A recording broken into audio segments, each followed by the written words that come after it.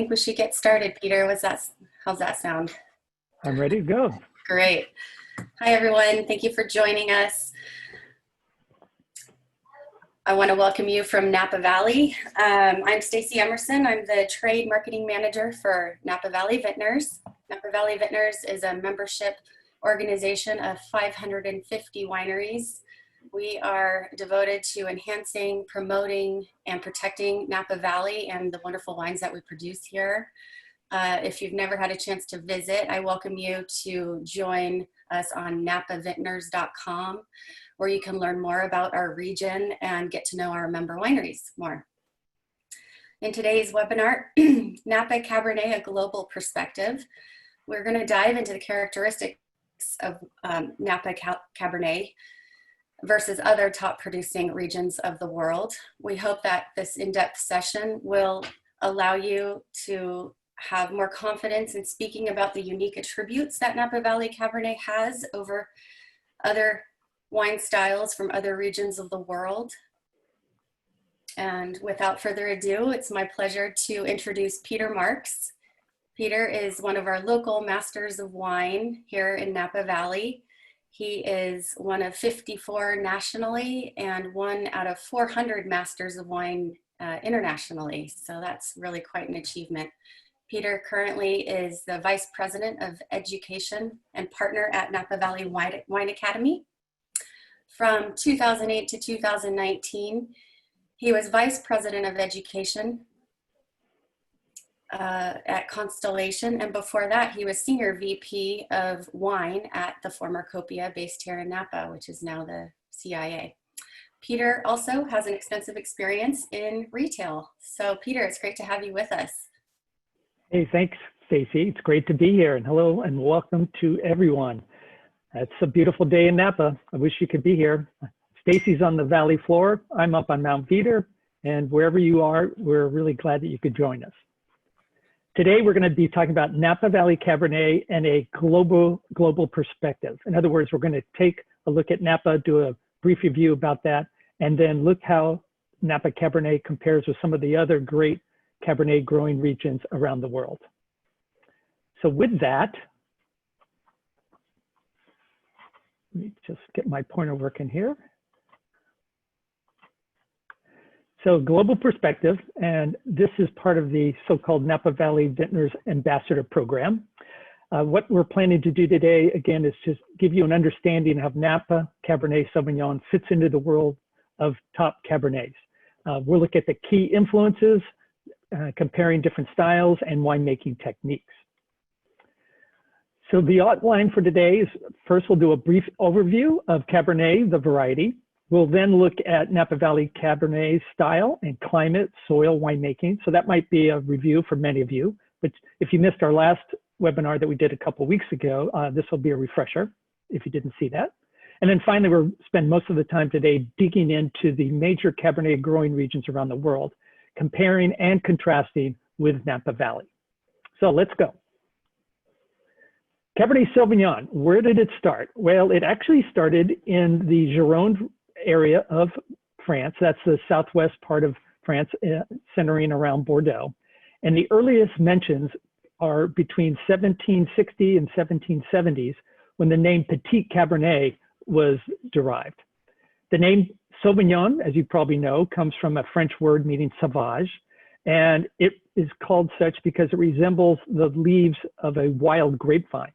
And it also is derived from Sauvignon Blanc, which also has that same characteristic. Napa Valley Cabernet, as you know, is the most important, most widely planted, most expensive variety here in the valley. And it's truly the lifeblood of farming, of winemaking, of tourism, and certainly our economy today. A little background, Cabernet, its origins for many years remained shrouded in mystery. Not until 1996, when our own Carol Meredith, she and her husband Steve, as you probably know, have the Lager Meredith winery up on Mount Veeder. And when she was at UC Davis, she worked with a grad student, and they determined that Cabernet Sauvignon was a cross of Cabernet Franc and Sauvignon Blanc. It was a natural occurrence. Nobody knows exactly how it happened. Obviously, one night there was a little hanky-panky in the vineyards, but in any case, it has the similar, if you look at those two varieties, Cabernet Franc and Sauvignon Blanc, there is a resemblance to both of those varieties and Cabernet Sauvignon. As I mentioned, its homeland is in Bordeaux, but it is grown in many parts of the world, particularly in warmer climates, because that's where it tends to prefer its to grow to get that ripe character. Cabernet is the world's most renowned grape variety and the most widely cultivated. It's planted in almost every country in the world, and it actually represents about 5% of the world's total acreage under vines. And as such, it is known as an international variety. So from its homeland in Bordeaux, the grape was planted and blended with other varieties around the world. In many regions, it's often blended with indigenous varieties, as we'll see in places like Tuscany, Italy. And it's grown mostly in warmer climates to make sure you get that pure varietal character come through. The areas that we're going to cover today are indicated on this map, and you'll see in red. We'll also give an honorable mention to a couple countries that you see there, both New Zealand and South Africa. I should also mention that Cabernet is also grown in many other parts of the world to great acclaim. Just to name a few, there's Canada, Bulgari, Hungary, Ukraine, Lebanon, New York, Texas. I'd be amiss if I didn't mention New York and Texas. My friends would probably be angry if I didn't mention that. Virginia, and also it's growing very quickly in China. Specifically, these are the regions we'll look at today. They comprise areas that reliably produce top quality expressions of this grape and can be considered in the same league as Napa Valley Cabernet. Perhaps the most interesting aspect of Cabernet is its ability to produce a wine that is so recognizably Cabernet, and its ability to be consumed while it's young, but also to age for a number of years. Let's look at the characteristics of Cabernet from the aspects of the grape, climate, vineyard, and winemaking techniques. Now, the distinguishing marks of Cabernet is its small berry size, also a high ratio of seed to pulp, and the thickness of its skins, which are, by the way, distinctively blue when it's on the vine. Now, this large seed to pulp ratio is one of the major factors why Cabernet has such a high tannin level, as well as the thickness of its skin. That also contributes to the depth of color you see with Cabernet. Cabernet Sauvignon ripens very slowly, so it's ideally suited to so-called Mediterranean climates, which we have here in Napa. And it can also grow in cooler areas, but may have a struggle getting ripe. Cabernet that fails to reach full ripeness, often like its parent Cabernet Franc, has some green pepper, green bean characters that some people like, but not everybody will. Cabernet Sauvignon is a late budding variety, which is advantageous if you're in an area where spring frost can be a risk. Its bunches and berries are quite small, and it's somewhat mid to late ripening, so it does need a relatively long growing season. And obviously that's what you have here in Napa Valley. It also ripens about a week or two after Merlot and Cabernet Franc. The variety is vigorous, but it's not exuberant, and it can be controlled the vigor by grafting onto a weaker rootstock to maintain that vigor. The characteristics of Cabernet, like most grapes, are going to vary by climate and region and winemaking, but in general, you can expect to see a very dark color due to its thick skins. Small grapes and thick skins also provide the high tannin level, and the structure also provides the ability for the wines to age really long. Cabernet, as a result, will have full-bodied, rich flavors and very powerful, but it's also balanced by its really natural high juicy acidity. This slide kind of gives you a pendulum of what types of flavors you'll see with Cabernet depending on the climate. So if we start on the left side there in the somewhat cooler sites, a little bit of an underripe character can take on a green bell pepper character. As you get a little bit warmer and more moderate climates, it develops that black currant or cassis, black cherry, some herbal notes. And then in very warm climates, Cabernet showcases a ripe blackberry, really dark ripe currant, ripe cherry, and sometimes some jammy notes. As with other grapes in the Cabernet Bordeaux family, like Merlot, Aging in oak will impart some nice baking spice, vanilla, and toast characters. Now, Cabernet ripens slowly, so it's ideally suited to this Mediterranean climate that we have here in Napa. Canopy management, as I mentioned, is important to make sure that you don't get too much vigor, and also in cooler sites that you don't shade the grapes to bring on those green herbaceous characters. The fact that the timing of the harvest is really a little bit less critical than it is with more fussy varieties like Syrah and Zinfandel. Typically, it thrives on well-drained gravel soils. These are warm soils that will help to ripen the grape in the vineyard. Another thing that's interesting about Cabernet Sauvignon is that its hard wood makes it very suitable for mechanical harvesting, and generally it's protected from any risk of hard winter freeze. Now, we don't have that problem here in Napa, but in places like Columbia Valley of Washington, winter freeze is somewhat a common occurrence. With winemaking, Cabernet has such a distinctive character that even when it's grown at high yields and even without any oak exposure, it still leaves a very recognizable imprint on the wine. That said, the winemaker can certainly have a large impact on the wine's ultimate style, especially when you blend in other varieties. Cabernet, as well as Merlot and the other Bordeaux varieties, are made in very similar ways. An option that's often used today is cold soaking to help extract color and flavors from the skin, but not tannin, because tannin is only extracted more easily in the presence of alcohol. So by doing this cold soak, you get a lot of color and flavor without getting the harsh tannins. Vessels that are typically used, as you see here, you have stainless steel, and sometimes we use neutral large oak tanks. Some believe that these oak vessels might be a little bit better in the fact that they retain the wine's temperature after fermentation. During fermentation, a lot of heat is given off, and the heat will dissipate very quickly in stainless steel, but it's maintained a little bit longer in oak cask. And this can help to further polymerize the tannins and make them softer as a result in the final wine. With extraction, it's really important to extract both the color, the flavor, and the tannins from the skins. So typical techniques would be pumping over, pumping down, as you see there on the left.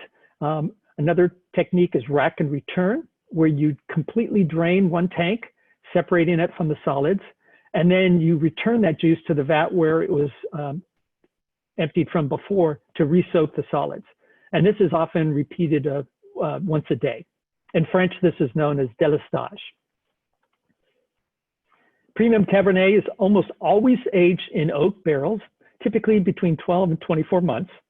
This allows the tannins to soften and also incorporates those lovely oak flavors, especially if the oak is new. It's not unusual to find Cabernet as a 100% varietal wine, but in many places of the world, it is blended with other Bordeaux varieties, especially Merlot, Cabernet Franc, Petit Verdot, and sometimes Malbec. These grapes complement each other really well. Now, with maturity, with bottle age, these are the flavors and aromas that typically you find with Cabernet. And they begin to develop at around 5 or 6 years of age, but to be honest, I don't really find them that obvious until the wines are about 10 years old. And that time, not only do you develop these tertiary flavors that can make the wine much more complex, but this is a time when also the tannins begin to polymerize, and they polymerize with the color, dropping out both tannin and color. And this is going to result in a much more softer wine with bottle age. So some people like to age their wines because it'll achieve a much softer mouthfeel. So let's begin to look at a global perspective. And if you missed our Napa presentation, as I mentioned a couple weeks ago, this will serve as a brief overview. Napa Valley was formed by the Myacomas Mountains to the west and also the Vaca Range to the east. It's roughly 30 miles in length and 5 miles wide. In fact, it's about half the size of Sonoma and 1/6 the size of Bordeaux. Like many valleys in the Bay Area that run north to south, it's generally cooler in the south and warmer in the north. This is due to the fog influence that we have during our summer growing season. And Napa's growing conditions are consistently reliable to produce exceptional wines, although they will differ depending on exposure, climate, and soil. Napa has 16 so-called nested AVAs, and these are similar to the divided communes that we'll see later on in the Bordeaux region. There's very little opportunity to expand and plant new vineyards in Napa, and certainly the valley floor is pretty well planted to its full extent. And if you plan to go up in the hillsides, it's very difficult nowadays to plant anything more than a 5-degree slope. Now, the little history here, if you look back, we love to talk about George Calvert Yount, who planted the first commercial vineyard in the valley in the 1838 to 1839. Shortly after that, Europeans like Jacob Schramm, Charles Krug, Jacob Berenger arrived in Napa. 1979, Gustav Niebaum established Ingeluk, the first so-called chateau-style winery in the United States. And by the late 1800s, Napa had 140 wineries and until phylloxera hit. So phylloxera helped to decimate many of the vineyards. And then shortly afterwards, we had Prohibition starting in 1920, which lasted for 13 years. During that time, many vineyards in Napa were planted over to plums and walnuts. And at the end of Prohibition, only 100 acres of Cabernet were left in California. That's California as a whole. To help get the industry back on its feet, in 1938, Andrei Chelychev, the famous Dean of California winemakers, arrived at Beaulieu Vineyards. He helped to transform the winemaking into a more modern style. 1944, the famous Napa Valley Vintners were formed. And I have to say, this is one of the best trade organizations in the world. Many of you probably know that their website is loaded with information. Anytime you want to go there to access presentations and interesting information, it's there for you. 1966, Robert Mondavi built his own winery, the first new commercial winery on the valley floor. And in 1968, the community passed the area's first agricultural preserve, which will help and still today helps prevent future overdevelopment of Napa Valley. Certainly we cannot miss mentioning the Judgment of Paris in 1976, where both the Chateau Montelena Chardonnay and Stag's Leap Wine Cellars Cabernet set the world on fire. And in 1981, Napa Valley became an AVA, the second in the US after Augusta and in Missouri. And in 1995, the Groth Cabernet Reserve became the first American wine to receive 100-point rating by Robert Parker. Today, we have Napa Valley Cabernets at all price points, including the very high-end cult wines. This is a phrase that was coined in the 1990s to encompass these great producers like Screaming Eagle, Colgan, and just to name a few. But you know, Napa Valley produces wonderful Cabernets at all price points. So, quick quiz. Approximately what % of Napa Valley vineyards are planted to Cabernet? So if you want to use the chat box there and answer away.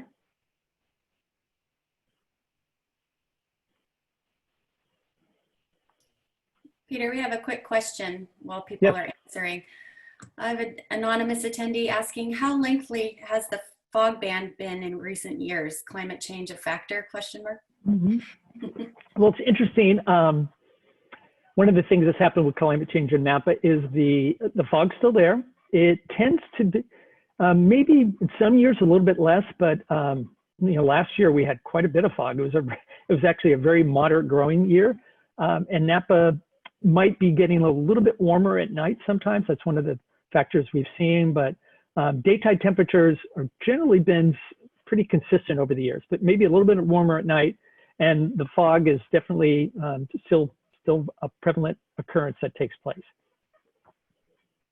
So you'll put your answers in. The answer is 50%.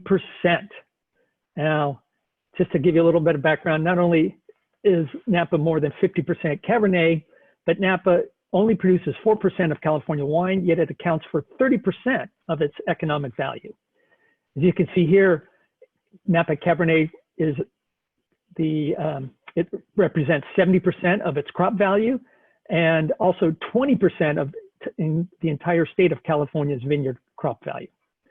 Napa's quality is reflected in its price of its grapes, and the value of a ton of Cabernet is nearly 6 times the statewide average. In fact, last year, the average price per ton of Cabernet was just under $8,000 a ton. So Napa Valley is located in what we call the Mediterranean climate. This is very rare, only encompassing 2% of the Earth's surface. This is defined by having very mild winters and mild summers. So you don't have wide temperature differentiation between the summer and winter months. Also, when the rain occurs, it's in the winter and fall, not during the summer. So it's beautiful climate for growing Cabernet, also to produce wines with very low risk of disease, mold, and rot. That's why many of our growers in Napa are using sustainable, if not organic, techniques. And this climate also is ideal for Cabernet's long growing season. This provides us with a really great vintage to vintage consistency. Now, Cabernet is found in many parts of Napa Valley. And if you wondered about the bedrock materials, it's primarily volcanic and marine sediment that was formed millions and millions of years ago. And today, if we look at the topsoil, there's essentially three types. So on the valley floor, right in the middle of the valley where you find the Napa River, you encounter what are called fluvial soils. These are soils that have been deposited along the riverbank over the years. It's comprised mostly of silts and clays, and generally it's a little bit on the more fertile side because these soils can easily retain water. So if you're farming here, a lot of times you can dry farm because you don't need to irrigate, but you must control your vigor carefully. Cabernets that come from these fluvial soils tend to be very round and supple, more supple on the tannin scale compared to the fluvial and mountain soils. Now, alluvial fans are what we call the so-called benchland vineyards that are on the gentle slopes of the hills, either on the Vaca or the Mayacamas range. Typically, these soils are deep, rocky, well-drained, moderately fertile soils. And they're less fertile than the fluvial soils, but they are more fertile than the mountain soils. Now, the Cabernets that are produced here tend to be broad and powerful with ripe black fruits and silky tannins. The most famous places to find these alluvial fans are the Rutherford and Oakville Bench. And then finally, we have mountain vineyards on both the Mayacamas and the Vaca range. And with really poor soils, they tend to be very shallow soils and lacking a lot of the nutrients. As a result, you get small berries and small bunches. With those small berries are going to give you more tannin structure. And the mountain ranges can range from up to 2,500 feet on both sides of Napa Valley. This mountain aspect will also provide different climatic influences. Now, in 2015, the Napa Valley Vintners established the goal that all of its eligible members will be certified by the Napa Green certification. This would be the goal to have it done by 2020. And maybe Stacey or Connor can fill me in, but as of last year, I know 70% of the members had achieved this goal. UC Davis is, go ahead, Connor. We're even closer than that now, where we are very close to meeting our 2020 goal of having everyone in the program is what our goal is. Yeah, it's a great thing. And the requirements are rather stringent too. We're also lucky to have Napa working closely with UC Davis, an important resource. They have a 40-acre Oakville station that does experiments with clones and rootstocks and vine spacing, pruning levels, irrigation. They're using NASA satellite vineyard mapping, drones, all sorts of things, just to name a few. And this is really helping to drive the quality that we have here in Napa because this information is shared widely. I won't go into this too much. You probably know a little bit about the labeling rules, but there they are for you. I think the one thing I want to point out here is that if you have a Napa Valley label and you have a nested AVA, both Napa Valley and the nested AVA must be on the label. So that is something that is important. This is called conjunctive labeling, and Napa instituted this in 1990. This is to bring awareness not just to Napa Valley, but also the nested AVA. So Napa Valley Cabernet, how would you describe it? Now, again, there's going to be different styles overall, depending on where you're growing it. But overall, Napa Valley Cabernet has a deep opaque color, relatively high tannin, and good bright acidity. The aromas and flavors are very distinctive. You get pronounced flavors like black fruits, some blackberries, black cherry, black plum. Sometimes a little herbal character can come through as well. Violets are often found. And less ripe Cabernets can take on maybe a little bit of a bell pepper character. It's not unusual to find Cabernet Napa being 100%, but oftentimes it is blended with the other Bordeaux varieties. And again, you'll find more rounded tannins on the valley floor, getting a little firmer as you go up on the benchland, and then more formidable as you get up on the mountains. So next door, Peter. Yeah. Stacey Briscoe is asking, can you talk about the influence of the diurnal range? Yeah, the diurnal range is going to be in Napa, will be much wider on the valley floor because of the fog. So just take an example of midsummer. If you're in Oakville, at night it might get down to 50, and at day it might get into the low 90s. What happens up on the mountains, like Mount Veeder behind me, is you can see we're above the fog. And so at night, the temperatures don't get so low. It might get down to the 60s.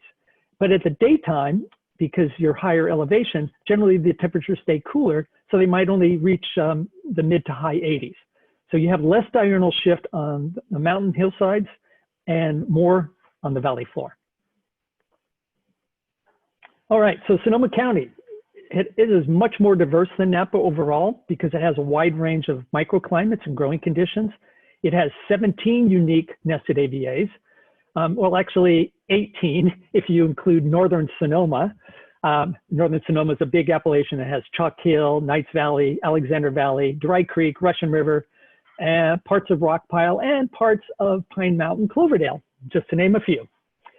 There are 60 plus grapes in Sonoma compared to about 35 or more in Napa. And while Napa has 95% of the wineries being family owned, in Sonoma, they're 85% family owned. Most importantly, the regions that we'll look at here for Cabernet are Alexander Valley and Knights Valley. So a little background in Sonoma, grapes were first planted in early 1800s by Russian colonists. In 1857, the famous Hungarian Count Augustin Haraszthy, often called the father of the California wine industry, he founded Buena Vista Winery, but he also brought with him many vinifera vines from Europe. Again, they were hit with phylloxera in the late 1800s. And at the start of Prohibition at 1920, Sonoma had 256 wineries. But by the time Prohibition was repealed, only 50 wineries were left in Sonoma. In the 1960s, as Americans' thirst for great wine began to increase the demand for wine, a new generation of wineries were started. And this followed a nationwide boom as well. One of the important things, we've mentioned this important person before, but Andrei Chelichev began to consult with wineries like Buena Vista, Simi, and Jordan to help bring great knowledge to these younger winemakers. Now, no doubt, in 1976, the famous Paris tasting, few know that more than half of the Chardonnay fruit for the Chateau Montelena Cabernet came from Sonoma County. So we'll tip our hats to Sonoma for participating in the winning of that great tasting. So there we go. And then today, many Napa wineries such as Beringer and Louis Martini source grapes for their wines from Sonoma County vineyards. Now, despite the proximity between Napa and Sonoma, these, as I said earlier, are distinctly different. Napa County is about half the size of Sonoma. Sonoma has about 60,000 acres dedicated to grapevines compared to Napa's 45,000 acres. In Sonoma, Cabernet has about 12,600 acres, and it only has a slightly more larger acreage than Pinot Noir. This represents about 21% of the county's total vineyard acreage and 30% of the red grapes planted in Sonoma. Again, it's popular in Knights Valley, Alexander Valley, but it's also found in Dry Creek and Sonoma Valley. But the largest and most planted Cabernets are found in the Alexander Valley. And this is a rather warm AVA along with Knights Valley that could be considered the Napa Valley of Sonoma. The majority of the plantings are on valley floor, although more recently growers are now creeping up into the hillsides in search of better quality, more balance, and more freshness in the wines. Sonoma's weather is shaped significantly by the cool Pacific Ocean, which runs along 60 miles of its coast. It easily is funneled in through the Russian River, and its temperatures tend to be a little bit cooler overall. So I was just doing a little research, daytime temperatures in Santa Rosa can get up into the 90s, just like St. Helena, but generally, and at night, Santa Rosa might get down into the high 30s, whereas St. Helena and Napa would be more likely in the 40s. Even in the warmest Appalachians, though, during the summer, again, this Pacific fog comes in like a cool blanket, preserving the grape's acidity and balance. There are many valleys in Sonoma that crisscross, running both north and south and east and west. This means that Sonoma's vintages can vary quite a bit depending on where you are located. And grapes like Pinot Noir and Chardonnay in one area may not be great for Cabernet and Zinfandel in another area. Historic geological events that led to the wide variations in soil resulted in about 11 major soil formations in Sonoma and 31 soil series. Now, just to compare that with Napa, Sonoma has 11 soil formations, Napa has 12, we have more, and then we have 33 different soil series compared to Sonoma's 31. So even though we're smaller, we actually are a little bit more diverse when it comes to the soil. And as we find in Napa, the soil varies depending on the valley floor, if you're on the well-drained alluvial benchlands, and finally rising up to the mountains. In both Alexander Valley and Knights Valley, the soils tend to be a mixture of volcanic, ancient seabed, and river gravel that has been deposited from the Russian River. Now, the largest and most planted AVA in Sonoma is the Alexander Valley. It is the warmest valley along with Knights Valley. It's sheltered inland, and these gravelly soils combined with a warm climate produce exceptional Cabernet. Elevations in Alexander Valley can range from 400 up to 2,500 feet. And this gives really strong UV light that can cause thicker skins that add color and flavor and structure. Also, higher elevations receive a little bit more sunlight because of the vineyards tend to be above the fog bank.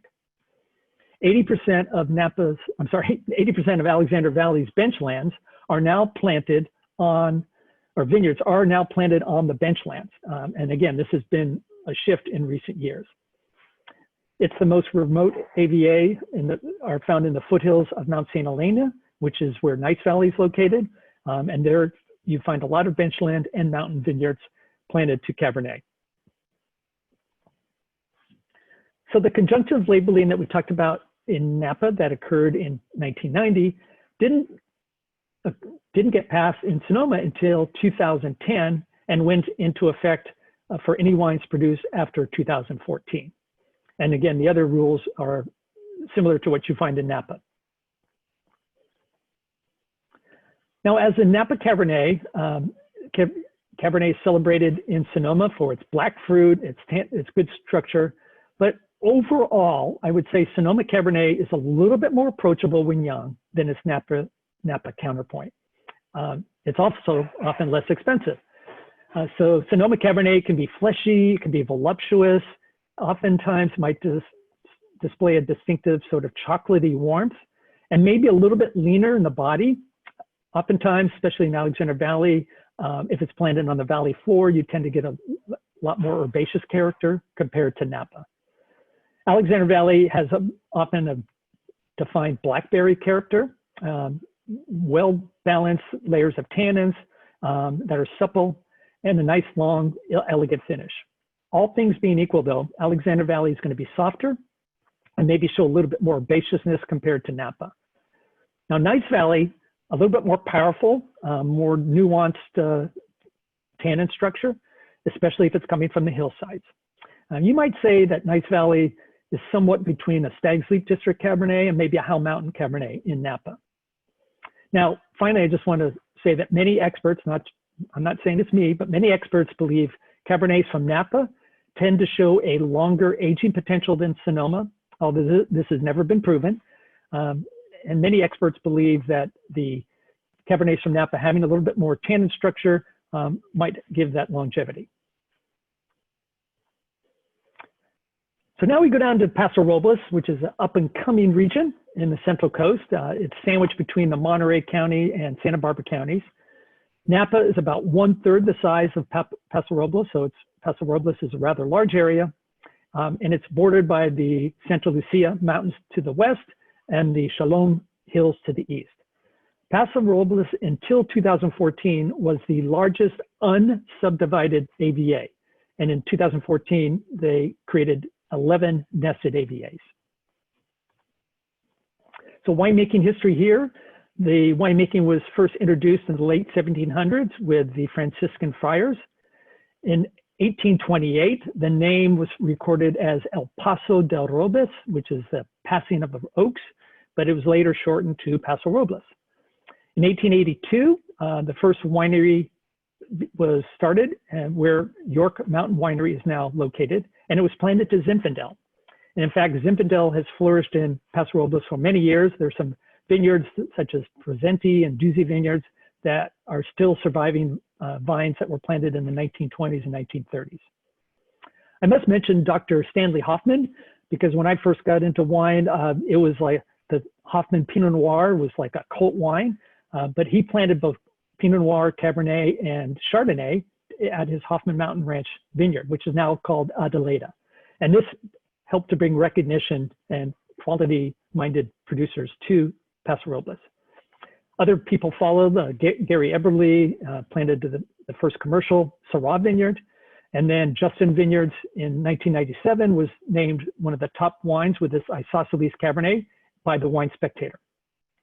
And today, Paso Robles has over 46 different grape varieties, more than 200 wineries. Again, most of these are family owned, about 40,000 acres of grapevines, and Cabernet is the #1 grape variety, making up about half of the production. So the AVA of Paso Robles is almost somewhat like a rectangle. It's about 35 miles wide and 25 miles north to south. The Paso Robles Willow Creek district, which is closer to the coast, is actually a region 2 on the degree day scale, averages about a 20-degree diurnal shift during the growing season. But if you go further inland, such as the Paso Robles Highlands district, that's a region 4, and it has a 50-degree diurnal temperature shift. So again, high temperatures during the day, but when the fog comes in at night, it cools it off. Larger temperature swings are the norm here due to the Templeton Gap, which is a gap in the Santa Lucia Highlands, or Santa Lucia Mountains. And again, creating 11 nested AVAs was a smart move, even though at the time when it was first announced that some people found it more confusing. But I think it makes great sense because there are so many distinct microclimates and soil structures in Paso Robles. Now, over 30% different types of soil series are found in Paso Robles. Again, Napa has 33. The soils are typically comprised of granite, marine sediment, and volcanic bedrock. On the west side in the hills, there's a lot of calcareous shale, and it combines with some clay-like soils, which actually are good in retaining water. So it's possible to dry farm vineyards over on the west side of Paso Robles. As you get further inland, it's much drier and irrigation is required. With grape growing and this great day to night temperature swing, you get a very long growing season. Paso Robles is really unique in that it has so many optimal growing conditions for producing grapes that tend to take a longer time to ripen. Cabernet is a little bit more prevalent on vineyards east of the Salinas River, which essentially is Highway 101. So if you're driving down there, on the east side of the 101, it's much warmer. So Cabernet has a bigger impact there. There are some Cabernets on the west side, but generally it prefers the warmer climate. Cabernet in Paso Robles is ranking 3rd behind Napa and Sonoma and Monterey. Now, their conjunctive labeling was introduced in 2007, so I just want to point that out.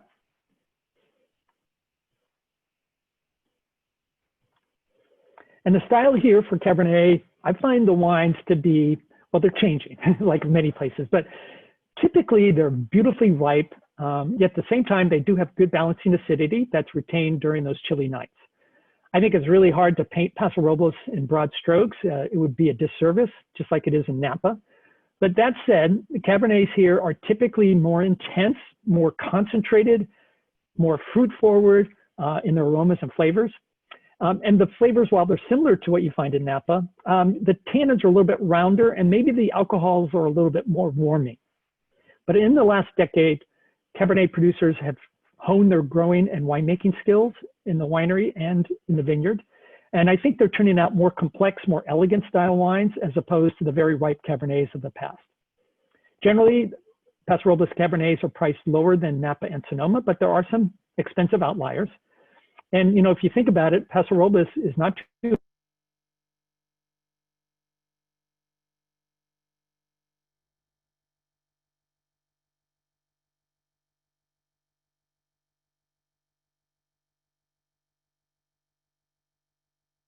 I'll just stop here for a moment. Okay, oops. Went too far, hold on there. There we go. Okay, so now Washington State, sorry about that. So Washington State is the last temperate rainforest on Earth. And east of the Cascade is completely different. The temperate forest is on the west side. On the east side, it's really desert-like due to the rain shadow effect of the Cascade Mountains.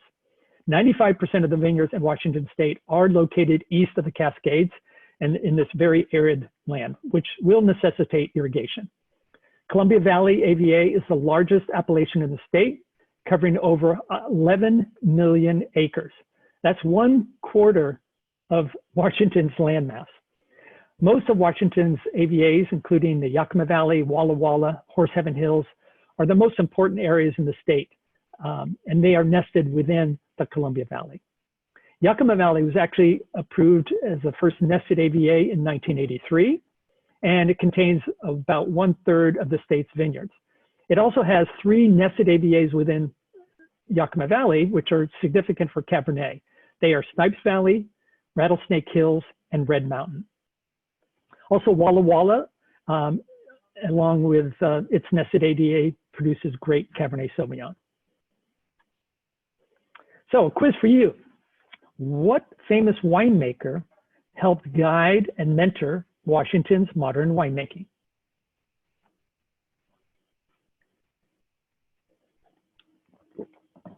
And if you've been listening, we've already talked about him. I'm going to give you a clue. It's a him.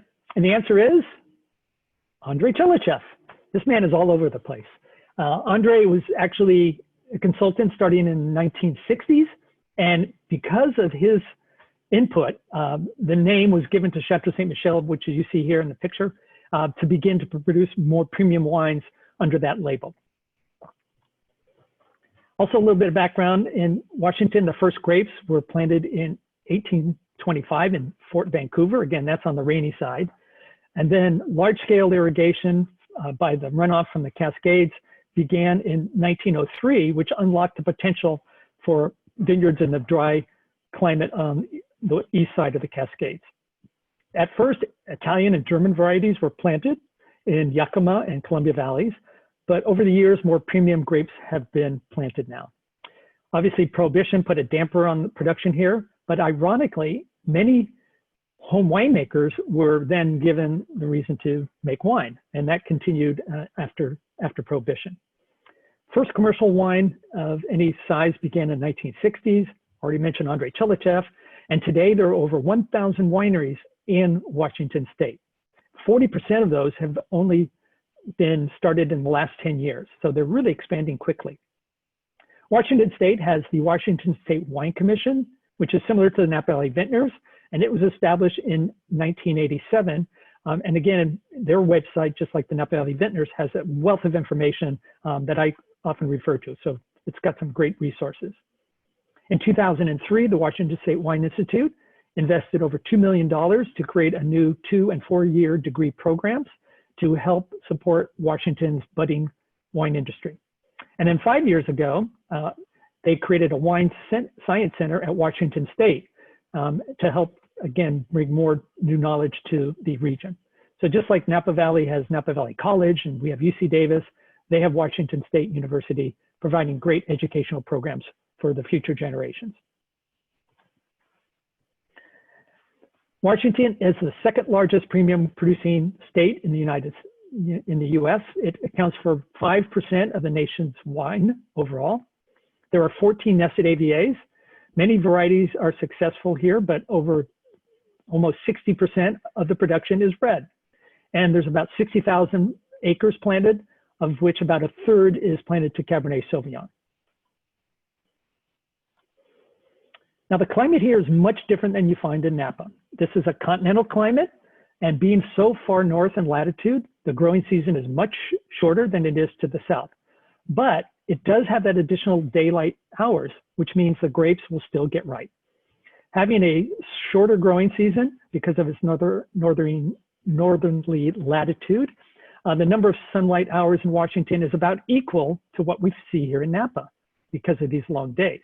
They get about 16 hours of sunlight a day compared to Napa, which is about 15 hours a day. And again, it's a very dry continental climate. Only about 7 to 12 inches a year fall in eastern Washington, so irrigation is needed. But this also means that the pressure disease from mold and rot is very low. Typically, warm days will reach in the high 80s and 90s during the growing season, but again, cool nights to help preserve the acidity. Another issue with Washington State is they do have a winter freeze, and having that as a problem is a major hazard. But again, Cabernet can withstand this pretty well because of its thick trunk. Now, generalizations can be made about the soil and geology and the Cascades. There's a lot of information here, but essentially this is basalt bedrock overlaid with sediments that have been deposited by the Missoula floods, which happened many, many years ago. And vineyards in eastern Washington are generally planted on sandy or silt loams that have been derived from these flood-borne sediments. Typically, the soils are somewhat low in nitrogen. This makes the vines harder to work because they need to struggle to find the nutrients that they need. And the sandy, rocky soils also provide good drainage, so the roots must grow deep into the soil to achieve those nutrients and any water that might be there. So grape growing, this is unique in that many of the vineyards in Washington are planted on their own rootstocks because phylloxera cannot really survive well in the harsh winters and also in these sandy soils. Cold temperatures also kill a lot of disease-carrying pests such as moss and mites and nematodes. As a result, Washington is really pretty sustainable. Many are practicing organic and pesticide-free viticulture. At the same time, this lack of nutrients in the soil means that oftentimes you need to fertilize, and there is a strong presence of organic teas and compost that are being utilized to help increase the organic character of the soil. Fortunately, Washington has water sources, both the Columbia Basin and irrigation off the Cascades. And due to the high drainage of the soil and the heat during the summer, you definitely need to irrigate. And sometimes the vines will shut down if it gets too hot.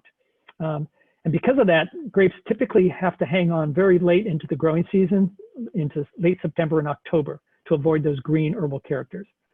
But one challenge that they have in Washington, which we don't have here in Napa, is that they must harvest before the early autumn freeze.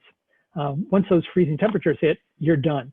So that typically happens in October. So it's ripeness, and what I mean by ripeness is both sugar and physiological ripeness, may be affected if they must harvest before freezing temperatures occur.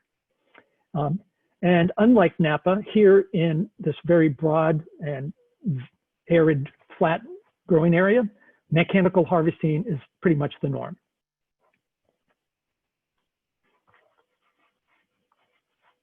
Again, my computer's hung up there. Sorry about that. Peter, I have a question just for clarification. Great, I need to take a sip of water. We're jumping back to Paso Robles. You had mentioned that Napa was ranked first, Sonoma second, and Paso third. Are you speaking in I'm sorry. I should have said fourth. Yeah, Paso's fourth after Monterey. So you're speaking to the acreage amount of cab. And in regards to Cabernet, yep. Great, thank you. Yeah. Now, there's a little bit different labeling rules here in Washington. So if the label says Washington, at least 95% of the grapes must be used in the production of Washington. In California, our rule is 100%. If the label says Washington and the name of an AVA located entirely within Washington, then at least 95% of the grapes used in the wine must have been grown in Washington. And of course, at least 85% of the grapes from the AVA must be grown in that AVA. But Washington has some overlapping AVAs with Idaho and Oregon. So in Idaho, they have the Lewis-Clark Valley AVA, and with Oregon, they have Walla Walla and Columbia Gorge that are in both states. So if the label states Washington, and the name of the AVA is located in both Washington and one of the adjoining states, at least 95% of the grapes used must have come from the AVA in Washington or be grown in Washington proper. So slight difference in the labeling here in Washington. Now let's look at the styles. Generally, Washington Cabernets I find them to be inky purple, high alcohols, and moderately fresh acids. The tannins tend to be firm. That's derived both from the fruit and the oak. They're not shy of using oak, especially if the grapes are harvested a little bit on the early side because of the risk of early freeze. The tannins may not be fully mature. Sometimes you get very savory Cabernets with classic cassis, maybe some mint, and maybe a little bit of an earthy character as well. But most likely the Cabernets are going to be big, they're going to be structured.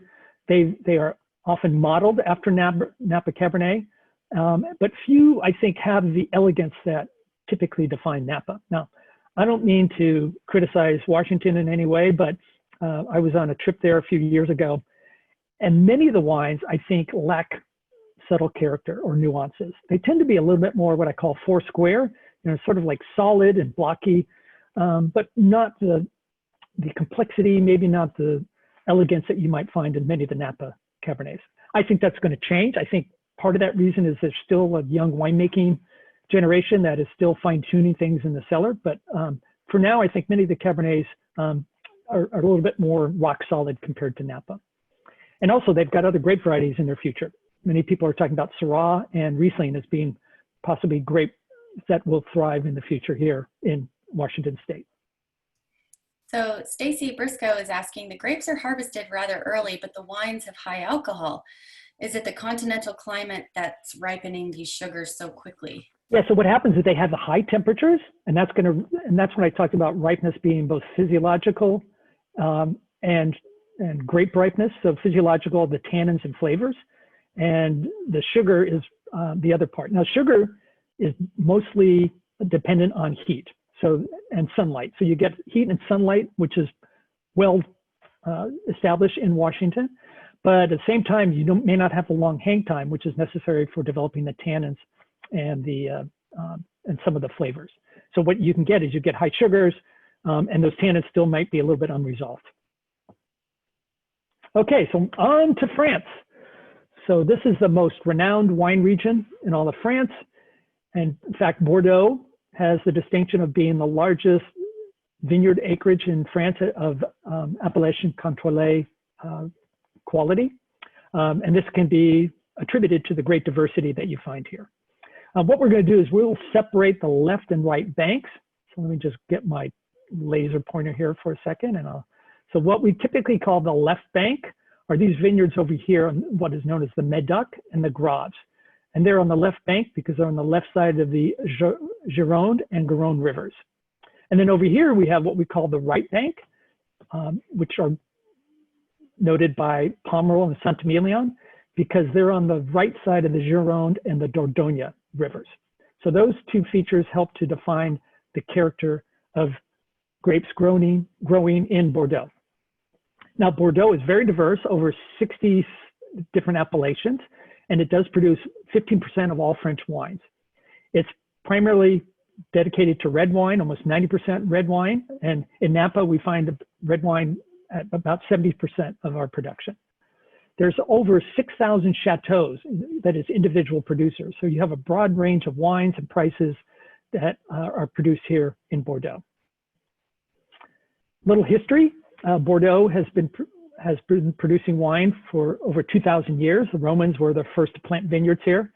In 1152, Eleanor, who was the Duchess of Aquitaine in the Bordeaux area, she married King Henry of England. And then for the next 300 years, Bordeaux came under English rule. As a result, Bordeaux, the wine trade flourished with with England and other European countries. And for many years, Bordeaux was actually a marshland until the Dutch came in the 17th century and began to drain a lot of the marshland, especially in the Medoc area on the left bank. In 1855, we had the famous classification, which I'll talk about in a moment. But again, in the late 1800s, we had phylloxera, which was finally rescued by grafting native French varieties onto American rootstock. Also, Bordeaux invented what is called Bordeaux mixture. This is a mixture of sulfur and copper, and this is used to combat downy mildew. Now, downy mildew is a little bit more difficult to control than powdery mildew. And we have powdery mildew in Napa, but not downy mildew. Downy mildew is typically found in more humid environments, such as the Bordeaux area. And the INAO was established in 1936 to help regulate some of the appellations and winemaking. And in 1972, it was finally established that if you make wine in Bordeaux, it has to be bottled at the chateau. So before that, many of the wines from Bordeaux were actually shipped up to England and bottled in England and stored in the cellars in London, as that was a lot of their trade was established there in England. But now anything past 1972 has to be bottled in the chateau. For reds in Bordeaux, Cabernet makes up a little over 22% of the varieties, and Merlot is 66%. So Cabernet's stronghold is on the left bank, and everywhere else is pretty much Merlot country. And we'll talk about why that is in just a moment. But first, let's talk a little bit about this classification, because for many people, it's kind of the holy grail. But it was established in 1855. It was a concept under Napoleon III, because at the time there was going to be a universal exposition in Paris that year. And he wanted a method to kind of highlight some of the top properties in Bordeaux. And it was only based on price. They also only classified the chateaus in Medoc and in Sauternes, but there was one property in the Graves region, which is Chateau Aubryon, that they could not ignore, so they included that. The properties were ranked first through fifth growth. And now it should be emphasized that this was not meant to be etched in stone, but it kind of did. But over the years and nowadays, you'll find that while the classification can be an important guiding point to help you find a good wine, more likely price is going to be a determining factor today, because price will determine the demand and drive up, demand will be driven up in the pricing.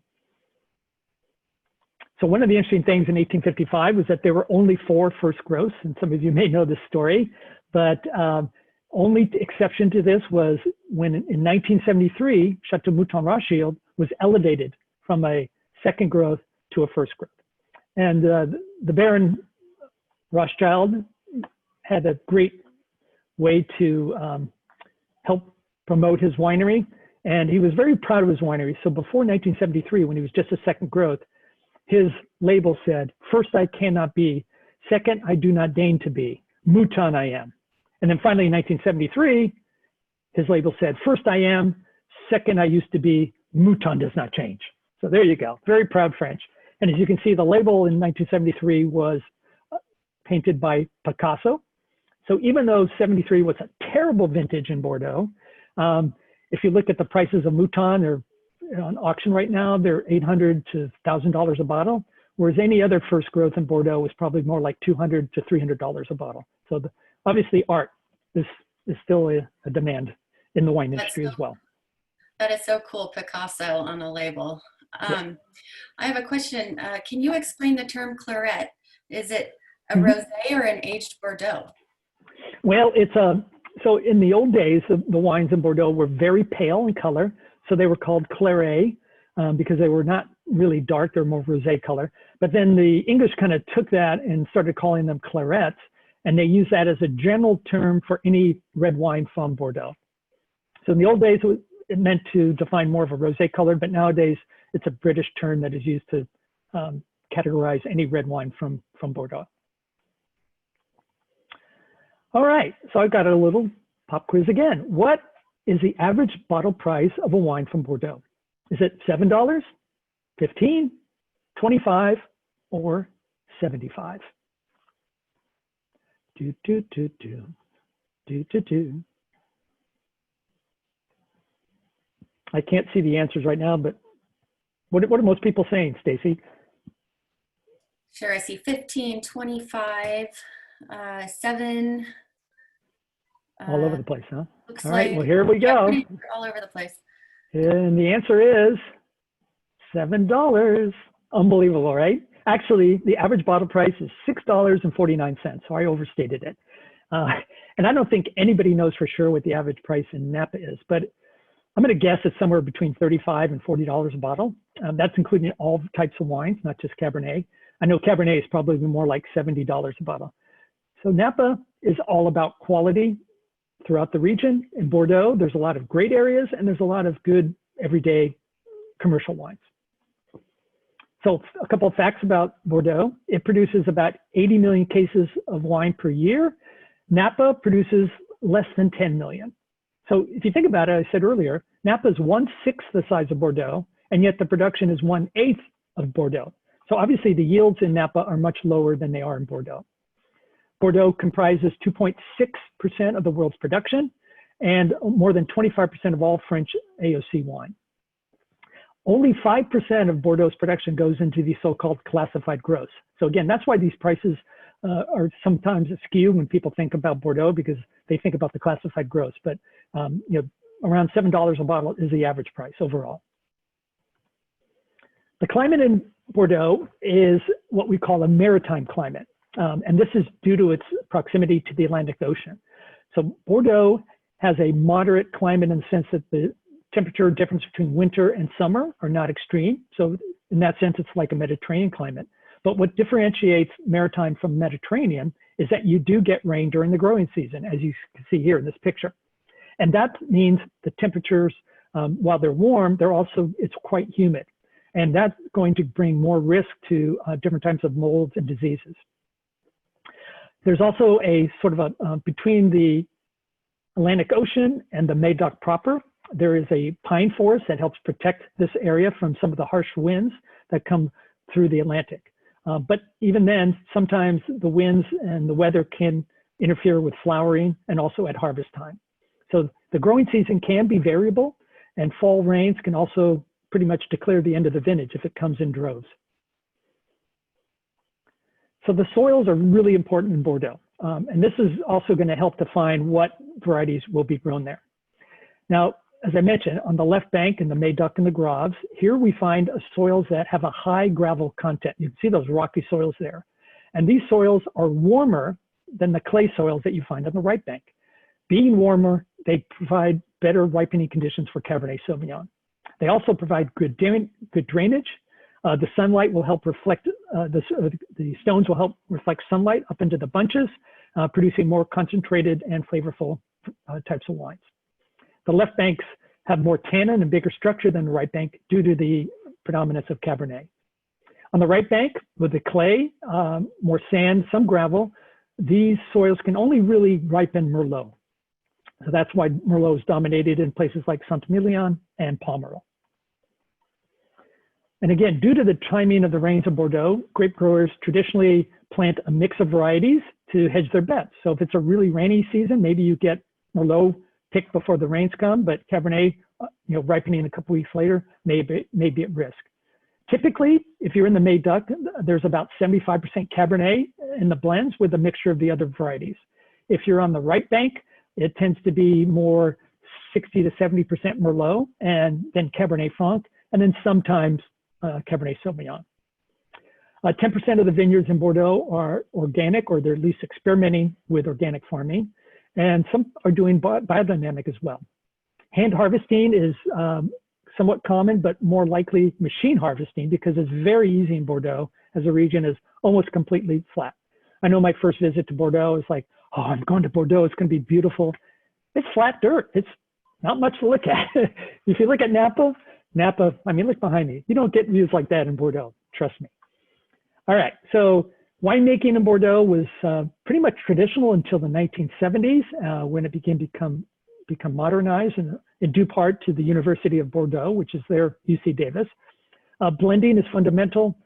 We're now finding a sort of a combination of traditional methods as well as more modern methods. You can see these cement tanks here, which is at Cheval Blanc. micro-oxygenation, which is added during the winemaking to help soften the tannins, is being used more so that the wines can be drinkable when they're young. And also many chateaus will produce a second or third wine, only keeping the best quality grapes for their top line. So I think the secret to Bordeaux overall is its high tannin levels that give it a great aging potential.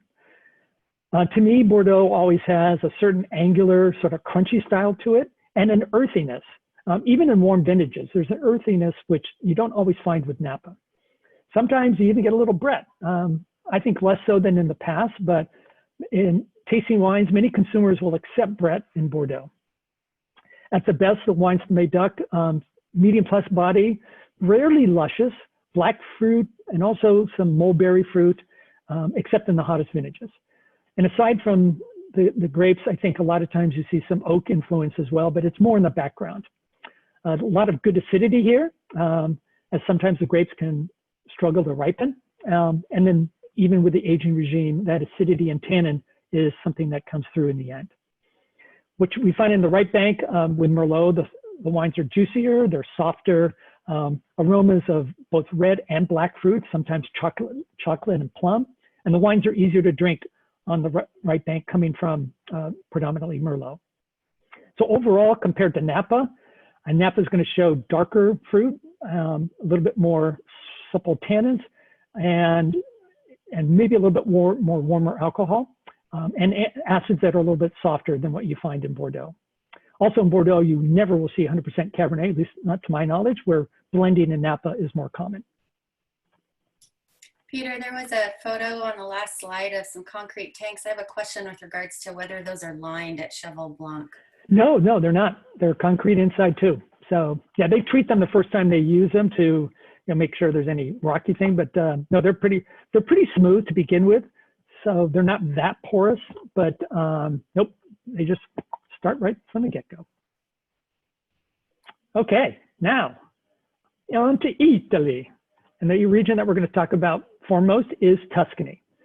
Now, this is a region where Sangiovese dominates, making the wines of Chianti and Chianti Classico.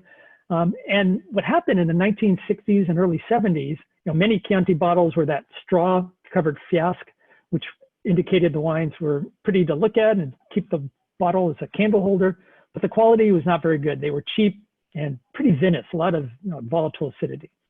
So what happened was many producers began to take an interest in quality wines. And as a result, they started looking at other varieties. And that's when some of these international varieties started to come in. I think the big changes was in 1968, when the first so-called Super Tuscan was released called Sassicaia. And this was a barrel-aged Cabernet from Bulgari. It was labeled as a Vino di Tavola wine, which we'll talk about in a moment, but even still it fetched really, really high prices. Now, the French varieties like Bordeaux, Merlot, Cabernet Franc, they add some richness and fleshiness to the more acid-driven Sangiovese. So they do make a wine that's more international in style. And today, if you're making a Chianti, a simple Chianti, DOCG, you can legally add up to 15% Cabernet Sauvignon. If you make Chianti Classico, you can have up to 10% Cabernet Sauvignon. And we're going to look at Bulgari and Maremma as the two main areas considered sort of ground zero for Super Tuscans. Now, the Bulgari region is on the Tuscan coast. It's really the home to the famed Super Tuscans. It's bathed throughout the growing season with warm breezes coming off the Tyrrhenian Sea. And in the afternoons, the cool air helps to keep the grapes growing at a nice, even temperature. Also, you get some cool air coming off the spine of the Apennine Mountains that are further inland. The Maremma is a little bit warmer, being a little bit further inland, and you can see it's a little larger area as well. Maremma used to cover the Bulgari region until they were separated out. So Cabernet has a long history here, first introduced and actually in Piedmonte in Italy in 1820. And as I mentioned, it was allowed in Chianti now. Besides Sassicaia in 1968, we had Tignanello, which was released in 1978. And in the mid-70s, Cab really earned this sort of notoriety and controversy as a so-called Super Tuscan.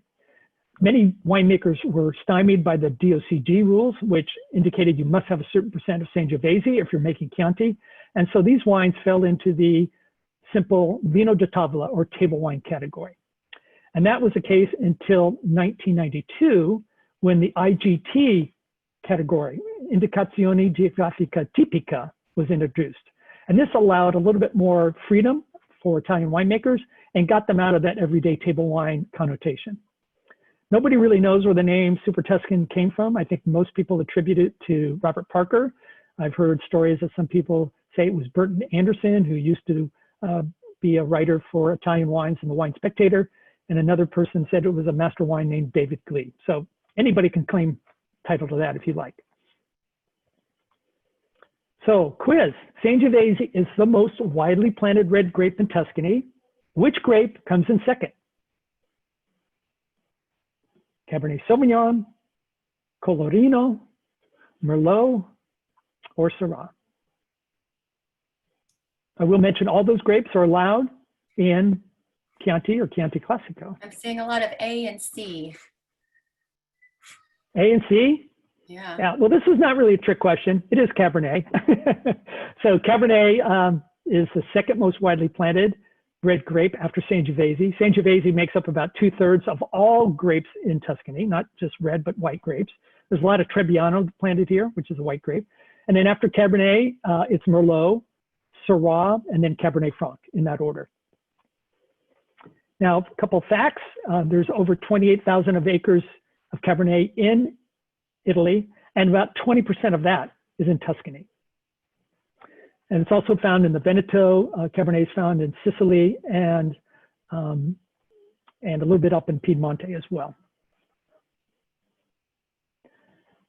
Excuse me. So the climate, we have another Mediterranean climate. It's particularly Bulgari and Maremma are affected by the Tyrrhenian Sea and the wind. Overall, the climate here is a warmer and more maritime than central Tuscany. Now in central Tuscany, further inland, you don't have so much influence from the sea. So it's definitely more Mediterranean, and they're a little bit higher elevation. So it's a little bit cooler. Here, it gets warm. You can get up to 100% or 100 Fahrenheit, but you really don't feel the heat because of the ocean breezes.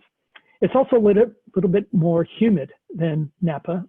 So it's Mediterranean, but it has a little bit of maritime influence. The picture you see there is a picture I took when I was in Bulgari a couple of years ago. And Bulgari is basically a corridor between the ocean and the mountains to the east. Very slow ripening conditions to produce really lush wines. As you get further inland, the elevation increases up to about 1,300 feet. And there the wines are going to have a little bit more acidity due to higher diurnal temperature shifts. Maremma is often referred to as the Wild West, both in terms of its landscape and also the winemaking. There's a lot more diversity here, and it has many different types of grape varieties that are grown in this region. By the way, the word Maremma comes from a Spanish word meaning marsh. And indeed, this area for many years was a marshland until it was completely drained in the 1930s. So it's a relatively new wine growing area. Now, years ago, this great soil, after it was the marshlands were cleared, it was used for cattle grazing, growing grains and vegetables, olive trees. And then again, in the 1960s, we started to see grapevines. Bulgari has a lot of sand, found more closer to the sea. As you get a little more inland, you get clay, and that ranges up to about 300 feet elevation. And then you get further inland and you get some fluvial and alluvial soils as you get more in the hillsides. By the way, Sassicaya's name means stony field, which refers to the gravels that you find in this area. And then in Maremma, the soils are similar, but maybe a little bit more varied. Cabernet is the last to bud, as I mentioned earlier, and last to ripen, so it's perfect for this area. This area is also embracing many sustainable practices, and they're focusing more and more on terroir-driven wines. In fact, some people are doing single vineyard style wines.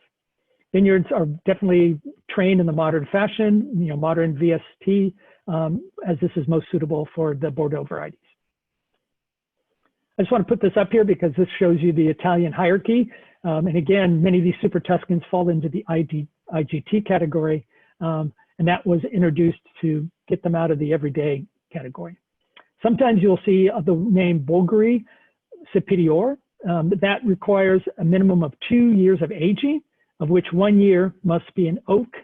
And to be Bordeaux Superior, you must also have a minimum of 12.5% alcohol, which is rarely a problem. Wines that are simply labeled Bulgari must be aged a minimum of 1 year, and there's no stipulation for oak. Now, the profile between Napa and this Tuscan area is somewhat, I think, between Napa and Bordeaux. Maremma is warmer than both Napa and Bordeaux. In fact, when they established the DOC, they actually cited these degree growing days. And the Maremma area has 1,700 growing degree days on the Winkler scale. Both Napa and Bordeaux are under 1,400 degree days. So it's warmer than the Maremma. This tends to make the acidity a little softer and rounder, making for really delicious, easy drinking wines in their youth, but they still have the capability to age well. Anytime you put in Cabernet with Sangiovese, Cabernet will tend to dominate, giving you those black cherry, black currant notes. A lot of oak is used to help soften some of the tannins and add oak flavors. And these wines are delicious when they're young, but also capable of aging very well. I should mention last year's Master Wine Exam, there was actually a flight of Cabernets from around the world, and there was a Super Tuscan, which many students actually put in Bordeaux because of that earthy quality. And quite a few thought it was Old World, and they couldn't, put it in any place but Italy. Most people didn't. And a few actually thought it might have been Australia, and fewer or less thought it was Napa. So just goes to show blind tasting is never easy. That's interesting. I have a question. Interesting that Cab can thrive in clay in Italy, but it is better in gravel in Bordeaux. Would you say that it's the climate conditions that are the ultimate influence on the wine style? Yep. As I just said, it's warmer in this Tuscany region. Temperatures are generally very warm, and that's going to give you a longer ripening conditions.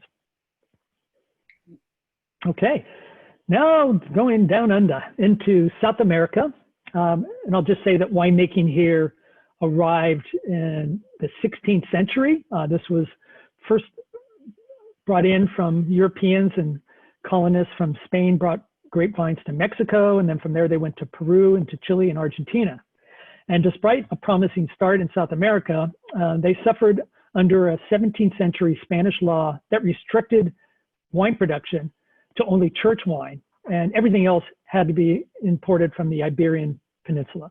This is because the grapes and the wines produced in South America were better than the wines from Spain at the time. However, by the 1800s, with new political autonomy in South America, independence arrived, and then we also saw an influx of people coming from Europe during the phylloxera infestation. So Chile stretches for more than 3,000 miles of coast along South America, and it's separated from the rest of the continent by the Andes Mountains. The vines occupy 800 miles along the coast here. The most major important regions are for Cabernet Sauvignon are Aconcagua, which is just a little bit north of Santiago, the Maipo and Rapel valleys, which are south of Santiago. Also, the great thing about Chile is that there's desert to the north, Antarctica to the south, so it's really isolated, and many of their vines are planted on their own native roots because there's little risk of phylloxera. Also, being Mediterranean climate, risk of pests and diseases is low as well. So I already mentioned a little bit about the winemaking history, how it got here. I'll just say that what really helped in Chile was in the 1970s and early 1980s when democracy returned. And what happened then was it really helped to open up more free trade. And the Spanish producer, Miguel Torres, arrived in the country to help modernize the winemaking production. So this was an example that was followed by many other Chilean producers and has led to a new wave of new vineyards and new wineries, and also international development as well. Cabernet is the most important grape in Chile, and many, again, as I mentioned, are ungrafted. From 1997, it was 40,000 acres, and it grew to over 100,000 in 2018, making it the most important variety here. So Cabernet is 32% of all plantings in the country. Again, the climate allows a vintage to vintage consistency, and there are about 800 wineries in Chile. Interestingly enough, 4 wineries in Chile control about 80% of the production. So we have Concha y Toro, Santa Rita, Santa Carolina, and San Pedro are the 4 wineries. And again, Chile's major is an area that's really conducive to growing phylloxera-free vines and also pest-free due to its dry climate. Now, one thing that's interesting in Chile is that we're looking at a climate that is more east to west than north to south. And nowadays you're seeing this so-called coastal region, Central Valley region, and the Andes region as being more defined. So in the coastal region, you find the cool ocean currents from the cold ocean, creating fog, just like we have here in Northern California. As you get further inland, it gets certainly more Mediterranean, drier, but also cold nights to preserve acidity. And then in the Andes, you're planting up on the hillside, so you get more alluvial soils, and you get the cold air that drains from the Andes at night to help preserve the acidity. So these designations will often be shown on the label nowadays to give a little bit better indication of where the grapes are coming from. And here's how the soils are. You can see coastal region, a little bit of alluvial, some clay as well. In the Central Valley, more sedimentary because you're along the river, some sand, but Cabernet thrives here because it's very fertile. And then in the Andes, more rocky and free draining alluvial soils. Actually, they call them colluvial soils. I should correct myself. The soils in the Andes are different from alluvial soils. They're called colluvial because these are soils that are just washed down over the mountains from gravity, not by rivers. So alluvial soils are washed down by rivers. Colluvial soils are just rocks that are washed down by gravity. And grape growing in Chile, they have a sustainability code, which is voluntary, but many people are now practicing this. And they've also done a lot in the ways of innovation to improve what's going on in the vineyards, not just from vineyard identity and traceability. You know, for many years, they misidentified Carmenere. They thought it was Merlot, but also hygiene in the vineyards, growing and helping people develop their sustainability, and also using technology to help the entire industry. I'll just mention here, again, this is a label that you can see.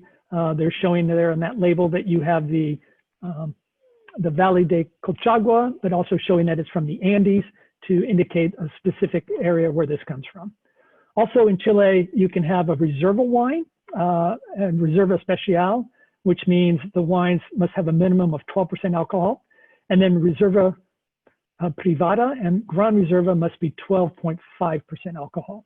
There's also some oak aging requirements for that as well. So you might see those on the label. Now, comparing the styles here, Chile is exceptionally healthy fruit in this beautiful climate. And they produce Cabernet that I think is almost like, it's almost a caricature of the variety. It's so exuberant, it just hits you in the face. A lot of black fruit, black cassis, black cherry, black plum, but also a good dose of herbal weedy characters, especially if you're in the Central Valley where the vigor is a little bit heavier and the grapes maybe don't get fully ripe due to heavy vigor.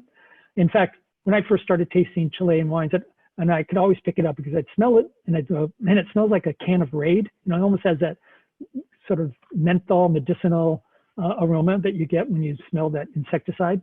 And even today, there's still a little bit of that, although I must say it's less and less because the growers are using better techniques and moving away from that overt herbal style. But beyond that, tannins are rarely severe in Chile. They're almost plummeted into submission by using oak or micro-oxygenation. And I should mention the oak because they use a lot of oak in Chile. I think they think it's pretty, so they like to use it, but oak is expensive. So sometimes, especially with the more moderate price wines, there's oak alternatives.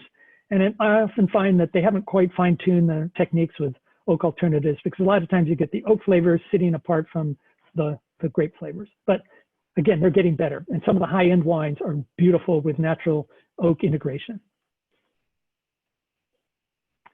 So last country here in the South America is Argentina. And this area is very vast, very unique. It offers a great possibility of cultivating high quality wine, but at high altitude. So the two main things that are interesting in Argentina is the altitude and low rainfall. So the Andes acts as a rain shadow, and so it's very dry on the opposite side, on the east side of the Andes in Argentina. In fact, altitude is important because it gets very hot, particularly in the Mendoza area, which is the main important region for Cabernet. It gets so hot there that higher altitude planting is a must. And in fact, for every 450 feet that you go up in altitude, the temperature will drop by about 2 degrees Fahrenheit. So it makes significance that most of the vineyards in Argentina are planted around the 3,000 foot elevation level, but some of them go, I would say some of the better vineyards are around 5,000 to 6,000 feet elevation. And there's a few that even go as high as 10,000 feet. There's one in Salta that is over 10,000 feet that is actually owned by Donald Hess here from Napa. There are 3 main regions in Argentina. In the north, you have the north, then you have Cuyo and Patagonia. And Mendoza is included in the Cuyo region, comprising over 75% of all the plantings, and it also has the largest number of wineries. So this is really what is important for Cabernet, as well as some other varieties. So again, history here is somewhat similar to Chile, with the Spaniards coming and colonizing, Catholic priests using wine for sacramental purposes, and then Europeans coming in the late 1800s. One of the interesting things that really helped Argentina was a railway was established between Buenos Aires and Mendoza to really help develop the wine industry and transportation and tourism. The 20th century underwent many important changes that will mark its future. Importantly, in the 1970s, it really went from a mass production for domestic consumption to higher quality wines that they could export. And that certainly took place in the late 1980s. And what really helped grow this country was Malbec. So speaking of which, besides Cabernet and Malbec, what other red grape variety is widely planted in Argentina? See if anybody can answer that.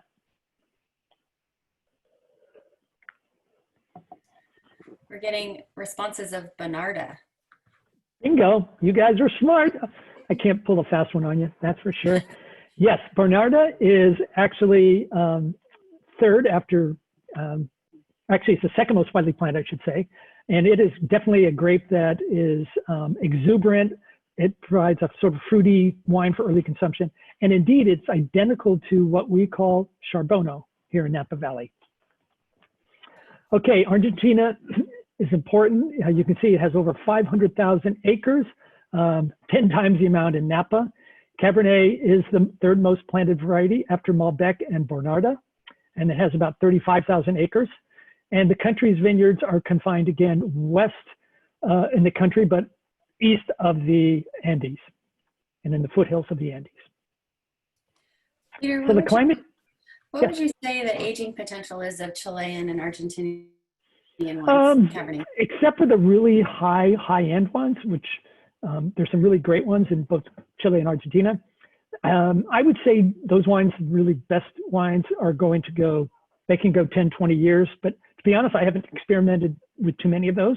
And I think the more everyday wines that might be priced in the, say, $50 to $15 to $35 range, they're probably wines you want to drink within 5 to 10 years. So the climate here, being further inland, is continental, meaning really short hot summers and very harsh cold winters. And in Argentina, you really have 4 clearly defined seasons. It's very dry, very arid, except for in the southern part near Rio Negro, where the rainfall is high, but exceptionally dry. And the rain that does occur often comes in the spring in the form of hail. And this can be a problem. So one of the things they typically do in Argentina is if you're a vineyard owner, you're going to plant your vineyards in different diverse parts of the region just to hedge your bets in case hail hits one of your vineyards. Very high temperatures and also intense sun, so intense solar radiation, which is enhanced by the altitude. And this also provides high, wide diurnal swings. So we can go from 100 degrees at daytime to 50 at night due to the high altitude. One other factor they have is this zonda wind, which is a very strong, hot, dry wind, which blows especially in the late spring and early summer. It's beneficial in that it minimizes fungal diseases, but in the springtime, it can interfere with flowering. And then again, we have snow melt, which is important for the irrigation here. So the soils in Argentina generally comprised of loose gravel, alluvial over some clay. Very good sand also provides some drainage. Because of the sand, soils are generally phylloxera-free, and the dry climate means they're disease-resistant as well. The zone de wind keeps other diseases at bay, and the clay soils, while they are cool, they do help retain water, which can be a necessity here in this dry climate. So if those clay soils are too cold, other varieties might be planted instead of Cabernet. So in this dry climate, very arid desert-like, irrigation is necessary. There's a couple ways they do it. The traditional form would be called what they call furrow irrigation, which is like a flood canal. And they would just open up the floodgates. And this was actually developed centuries ago by the Incas. And nowadays, more water is being directed by drip irrigation. Windbreaks are often used in the form of trees or shrubs to help protect the vines from the zone de winds. And generally, this lack of humidity means that there's very low fungal risk in the vineyards. More and more, you're seeing a focus on single variety wines or more terroir-driven wines. And that's something that I think will be more important in the future. In Mendoza, Cabernet is actually nearing the amount of acreage that's planted to Malbec. And Cabernet, being a late ripening variety, is something can be a risk if they do get an early winter freeze like you do in Washington.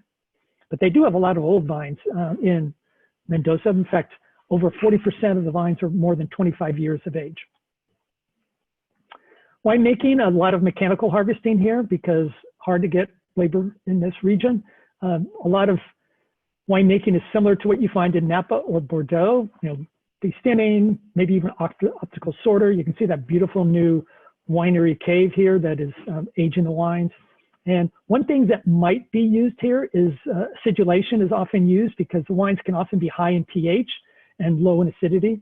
So they want to make sure the wines are safe from any microbial storage or spoilage. So that's something that typically you might see in these wines. And also they too like oak. Many people using like 50 to 100% new oak. Some people might even use a little American oak as it's a little bit less expensive, and American oak and Malbec is often used for those wines. So just a quick mention of their labelings. There is a term called Reserva, which means the wine must be aged at least 12 months. And if it says Grand Reserva, it must be aged at least 24 months. Also, if you put a name of a variety, sometimes you may say Cabernet Malbec. If you list a variety on the label, it must comprise at least 20% of the blend. Excuse me. Now, style. Similar to Malbec, I think the wines here tend to be very rich, voluptuous, almost like a creamy, viscous character. And that's partly due to that high pH on the palate. The density of fruit is often supported by lots of oak. The wines tend to have pretty high warming alcohols, but dark black flavors and even purple fruit flavors, blueberries. Oak might be a little bit dominating in some wines, and they tend to be sweet vanilla rather than that cigar box that you might get in Bordeaux or Tuscany. And on the palate, again, fleshy, long, quite generous, making the wines really, really approachable. And compared to Napa, they probably don't have the density and the structure that you find in Napa, but you will find the rich, fleshy fruit character. So maybe not as age-worthy as I mentioned just a little while ago. So last but not least, we go to Australia. And these regions that you find in Australia are not homogeneous as you find in other countries as well. So a wide variety of climate, range of grape varieties, and different types of styles. But for Cabernet, we're really looking at two places. Coonawarra, which is in the so-called Limestone Coast, which is part of South Australia, and then Margaret River in Western Australia.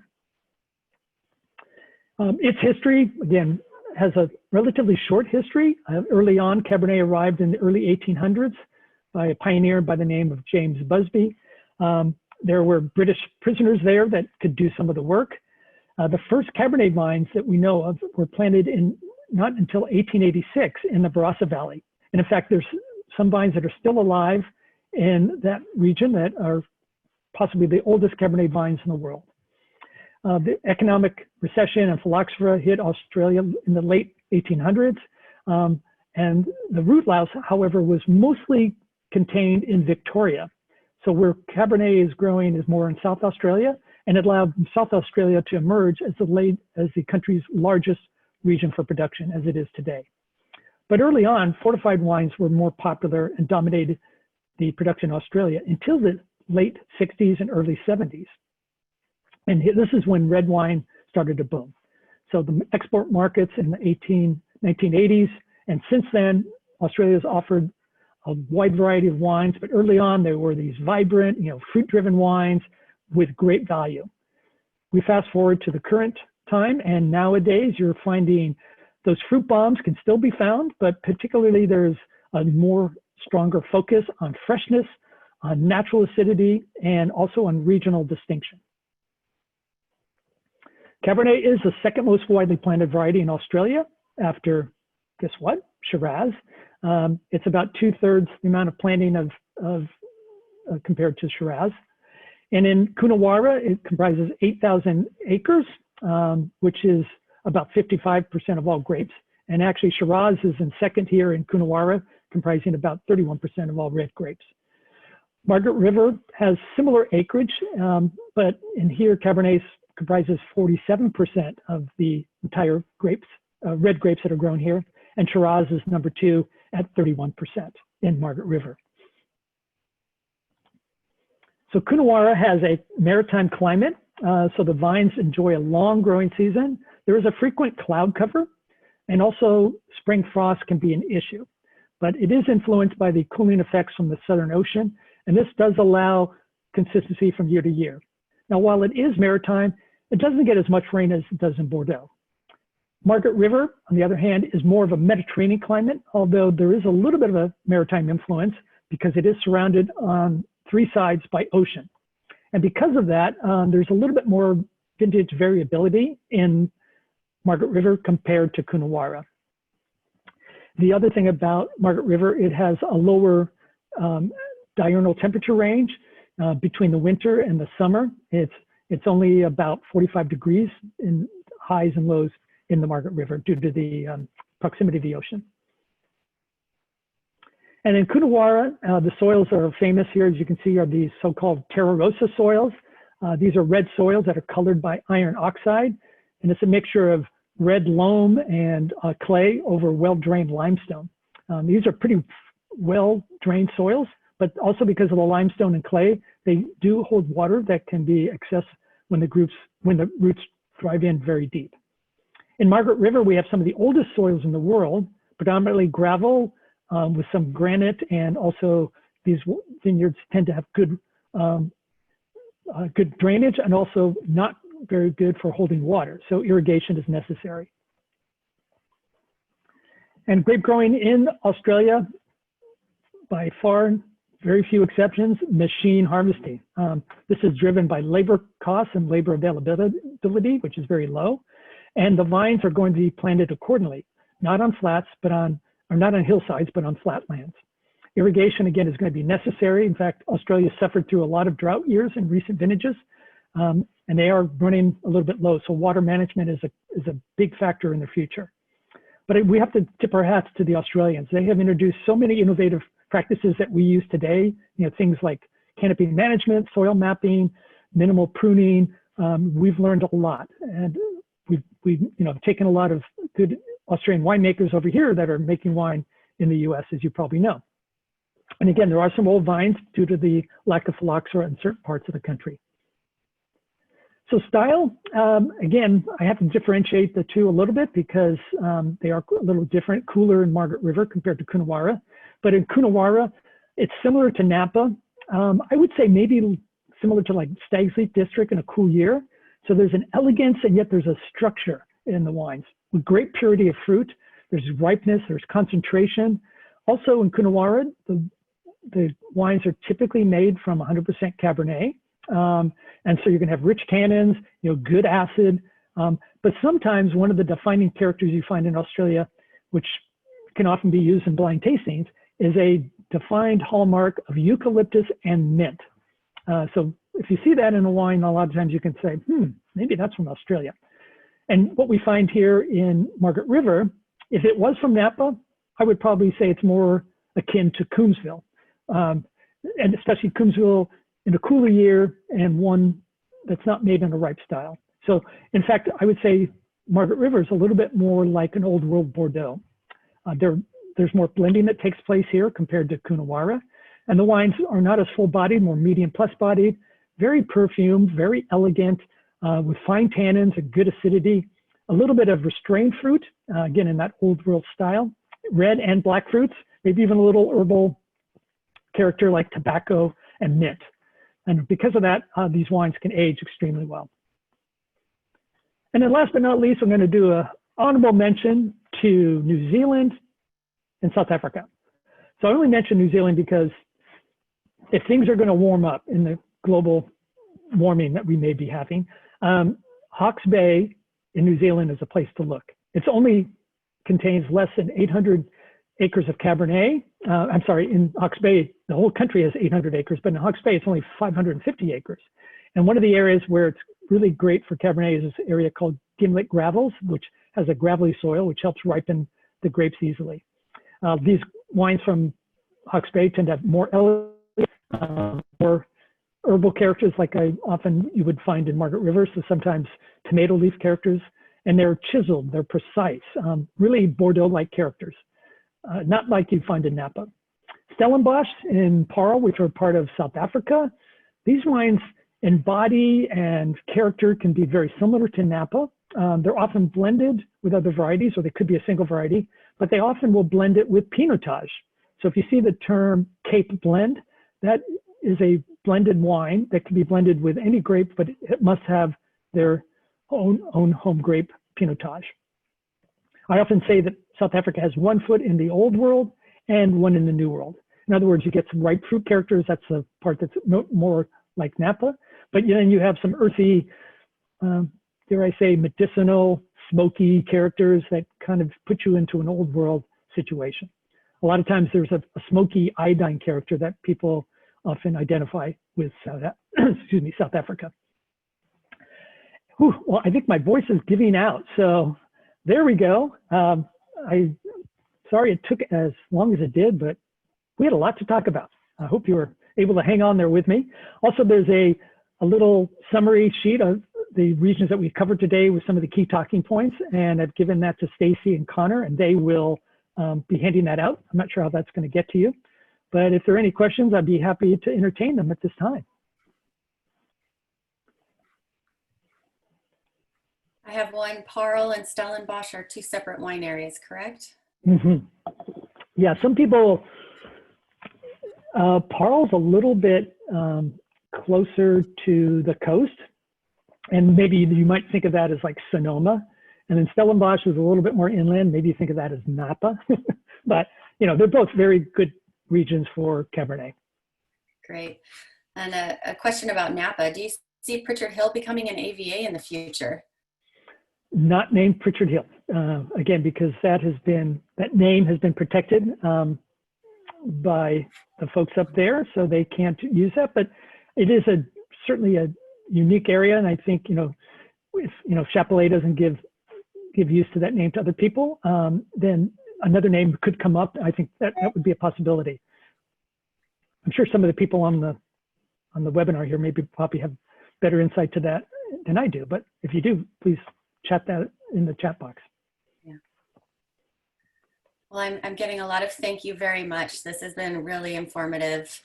Thank you, Peter. And thank you everyone for joining us and for your support of Napa Valley Wines. Should you want to revisit this webinar, it is being recorded. We'll be posting it on the Napa Rocks section of the napavintners.com website. And there's also other webinars from the past, which Peter has graciously helped us out with that you can take a look at with other subjects. So as we mentioned, we'll be following up with an email. We'll be attaching the webinar link as well as Peter's really nice grid of all of these areas for Cabernet globally that you can use as a point of reference, as well as a survey. And we'd love it if you could take some time to fill out and give us some feedback. So with that, Great. we'll say cheers. Thank you, everyone. Have a wonderful day. Be well, stay safe, and drink Napa Cabernet. Cheers. Cheers.